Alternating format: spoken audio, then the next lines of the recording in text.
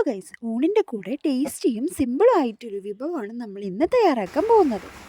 ആദ്യം തന്നെ ചീനച്ചട്ടി അടുപ്പത്തോട്ട് വെച്ച് എണ്ണ ഒഴിക്കണം കേട്ടോ. സൺഫ്ലവർ ഓയിലോ അല്ലെങ്കിൽ വെളിച്ചെണ്ണയോ ആഡ് ചെയ്യാം. പിന്നെ നമ്മൾ കുരുമുളക്, പെരുംജീരകം, നമ്മുടെ ചെറിയ ജീരകം എല്ലാം ആഡ് ചെയ്യണം.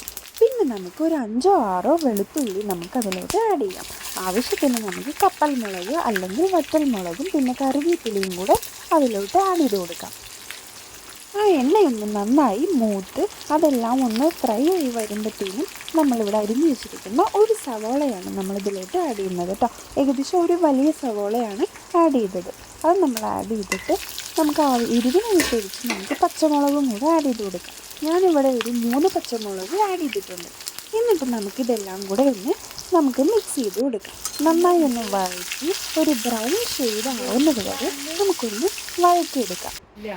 അതിനുശേഷം ഒരു പഴുത്ത തക്കാളിയും കൂടെ നമുക്കതിലോട്ട് ആഡ് ചെയ്ത് നന്നായി ഒന്ന് മിക്സ് ചെയ്ത് കൊടുക്കാം.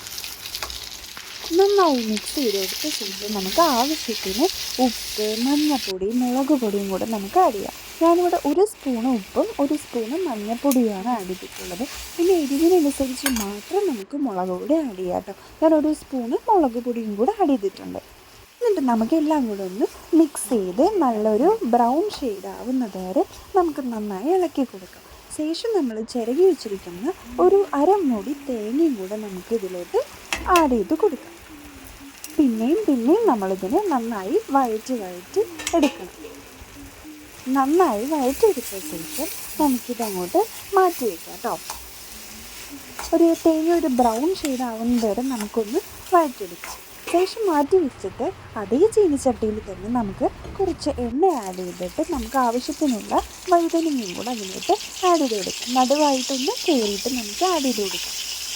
എണ്ണയിൽ നല്ലോണം വഴുതനങ്ങ നമുക്ക് നന്നായി ഫ്രൈ ആയിട്ട് വരണം കേട്ടോ. നല്ല വഴഞ്ഞ് നല്ല സ്മൂത്തായിട്ട് നമുക്കത് വരണം. ഈ സമയം കൊണ്ട് നമ്മൾ അതിനെ മാറ്റി വെച്ച നമ്മുടെ ഉള്ളിയും തക്കാളിയും അത് നമുക്കൊന്ന് പേസ്റ്റ് രൂപത്തിൽ അടിച്ചെടുക്കാം കേട്ടോ.